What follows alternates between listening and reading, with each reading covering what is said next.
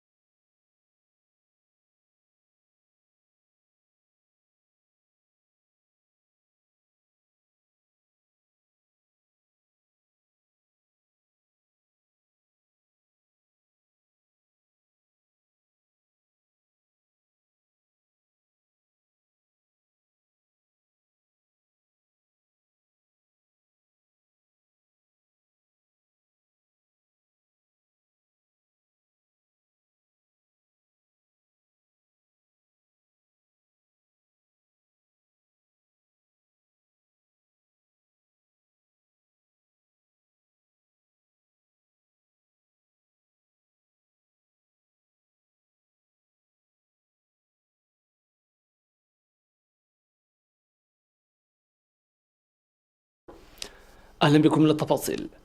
قدم أصحاب المال ووحدات قوات الدفاع دعما عينيا للمواطنين الملازمين منازلهم احتراما لتوجيهات مكافحة وباء فيروس كورونا في عد حري وعد وقري بمديرية مندفرة. وفي الإطار تم توزيع 70 كنتال ذرة وكنتالي عدس ومواد غذائية أخرى في عد حري و50 كنتال من التجار في عد وقري. كما قدمت وحدات قوات الدفاع حوالي 80 كنتال ذرة وطحين أبيض وسكر وعدس و220 لتر زيت. والمواطنة جنت تخلال قادما من أمريكا 10 كنتالات من الأرز. من ناحية أخرى قرر مواطنون مقيمون في أمريكا وإيطاليا وكندا والنرويج وكذلك من الداخل التخلي عن مدفوعات إيجارات منازلهم من شهر واحد إلى 3 أشهر، ومن شهر أبريل لأجل غير مسمى، ومن شهر أبريل حتى زوال مرض كورونا. من جهة أخرى يقوم المناضل تصفاتين قبرص قابير تقديم 10 من الخبز يوميا ل10 أسر منذ 3 أبريل.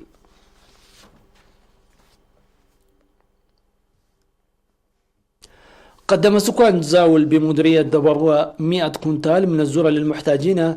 وقدم أفراد قوات الدفاع في مديرية سجنيتي 38 كنتال ذرة وزعت للأسر المحتاجة عبر الإدارات.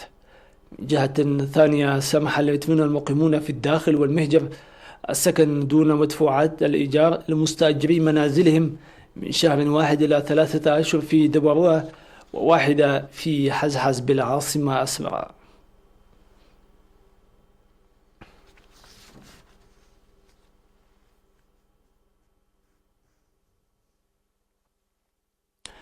تبرع المواطنون في الداخل والمهجر بأكثر من 2,000,000 نغفة لصندوق التصدي لوباء كورونا والسماح للإقامة دون مدفوعات الإيجار في المنازل التي يمتلكونها. وأفادت التقارير اليومية لوزارة الصحة بأن عمال وزارة المالية على مستوى البلاد قدموا إضافة لتبرعهم السابق بمبلغ 250,000 نغفة، وقدموا 1,600,000 نغفة. وشركة توتال بتريا 150,000 نغفة. وزارة الدفاع هيئة الصحة العسكرية 114,674 نغفة. وعمال مؤسسة وزارة الطاقة والمعادن 104,149 نغفة. وعمال ورسا انتربرايز 57,352 نغفة. وعمال التعاون الإيطالي الإيرلندي 50,000 نغفة. والجمعية التعاونية لأعضاء وزارة الشؤون الخارجية 50,000 نغفة. وتبرع أيضا سكان ضحية عنب عر 70,443 نغفة. وضحية دمحينة 11,000 نغفة. ودرعنتو 11,000 نغفة. وقرمي بارنتو 15,000 نغفة. وتنمية مياه قرمي بارنتو 25,000 نغفة. وشهادتي 12,897 نغفة. وعنبوري 10,000 نغفة. وقلاقل بمديرية عتكليزان 5,000 نغفة. وتبرعت ودق محارة عتكليزان ب10,000 نغفة. وتبرعت الخدمات الفنية العامة في إقليم عن 27,000 نغفة. وجمعية توزيع الفحم والحطب 20,000 نغفة. ومؤسسة قرقيش التجارية 20,000 نغفة. وأتام أويل من نهرية ماريو 10,000 نغفة. وورش قجرت للشاحنات 6,200 نغفة. وطاحونة يوسيف وارساي بوغودايف 6000 نغفة. وطاحونة رافيتو ومتجر مانيل منقستاب للأدوات الكهربائية ومطعم وحانة توكر بعد دابيتو وبار يونسم. وطاحونة حرقوها إلى مريم بماي تمناي تبرعوا ب5000 نغفة لكل منهم. ومؤسسة مندفرة للتجارة 3000 نغفة. وورشة تصفى يوهنس كذلك 3000 نغفة. ومصنع كانغارو للجلود 2000 نغفة. وكيوسوكي رقعت حتى سلاسة 2000 نغفة. ومتجر تخلكيروس للأحذية 1000 نغفة. وجمعية قابرة التعاونية في إمبادره 1000 نغفة. وعدد كبير من المواطنين بأكثر من 70,000 نغفة.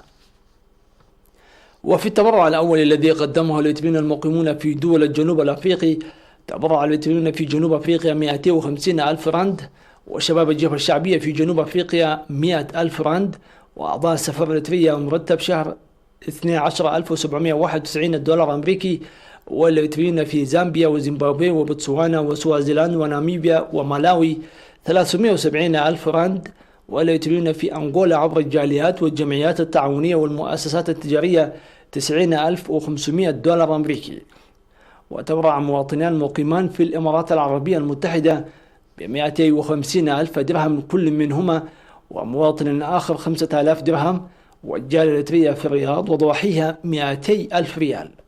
في غضون ذلك ألقى الكثير من المواطنين المقيمين في المهجر إيجارات مستأجري منازلهم لشهرين و8 أشهر وحتى زوال مرض كورونا من البلاد.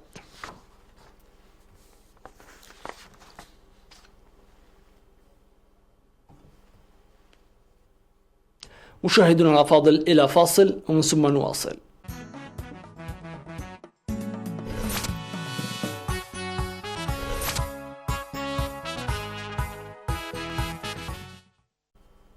أهلا بكم من جديد.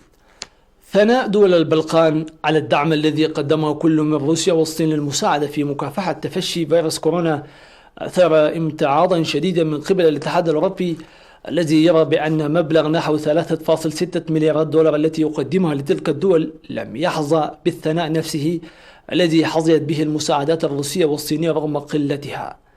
ذلك الامتعاض دفع زعماء دول الاتحاد الأوروبي للدعوة إلى قمة تجمعهم مع زعماء دول البلقان في محاولة أوروبية لكبح جماح النفوذ الصيني والروسي في تلك الدول ومنعها من الوقوع في فلك الدولتين، ما يعطي لهما نقاط ضغط متقدمة على دول الاتحاد.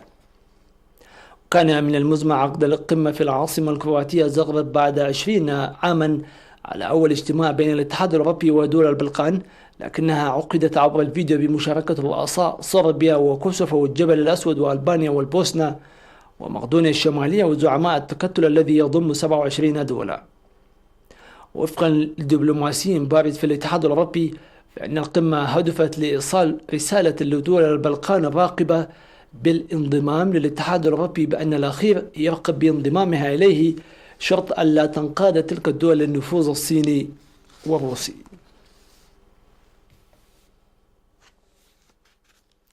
قال مسؤولون أن الفيضانات والانهيارات الأرضية في كينيا قتلت ما يقرب من 200 شخص وشردت 100,000 وألحقت الضرر بالبنية التحتية مع زيادة مناسيب المياه بشكل غير مسبوق.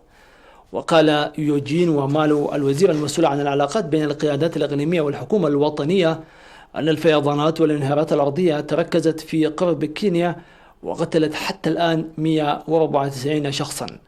وأشار المتحدث باسم الحكومة أن الفيضانات تسببت في تشريد 100,000 شخص على مدى الأسابيع الثلاثة الماضية، الأمر الذي يعقد الجهود المبذولة للحماية من تفشي فيروس كورونا المستجد الذي أودى بحياة 24 شخصا في البلاد. وتقدم الحكومة الطعام والمياه للنازحين كما طلبت من وزارة الصحة تزويدهم بالكمامات كإجراء وقائي.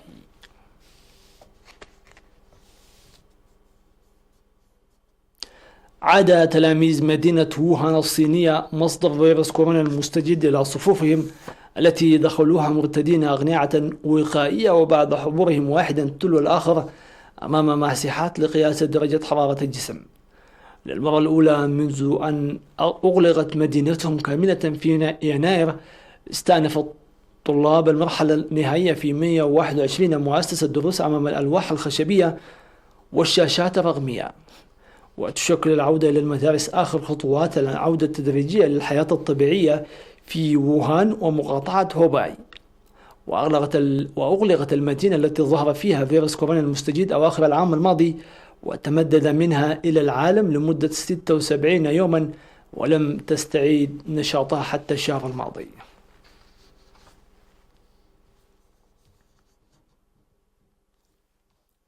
حالة الإقلاق المفروضة في فرنسا منذ 17 من مارس الماضي ضمن الإجراءات التي اتخذتها الحكومة لمكافحة تفشي وباء كورونا تسببت باكتساب غالبية الفرنسيين وزنا زائدا. فتوصلت دراسة أجرتها معهد إيفوب إلى أن 57% من الفرنسيين زاد وزنهم بمتوسط 2.5 كيلوغرام لكل شخص نتيجة تراجع النشاط البدني وتناول وجبات ثقيلة. وأظهرت الدراسة أن الأشخاص العاطلين عن العمل أو الأقل تعلما كانوا الأكثر تأثرا بهذه الظاهرة، كما بينت أن الأزواج الذين لديهم أطفال كانوا يشعرون بالقلق أكثر من العزاب. وأجرى معهد إيفوب هذه الدراسة من خلال استبيان ذاتي عبر الإنترنت من 24 إلى 27 أبريل 2020 مع عينة من 3045 شخصا يمثلون السكان الذين تزيد أعمارهم عن 18 عاما في المدن الفرنسية. وصلنا إلى ختام هذه النشرة، في أمان الله وحفظه.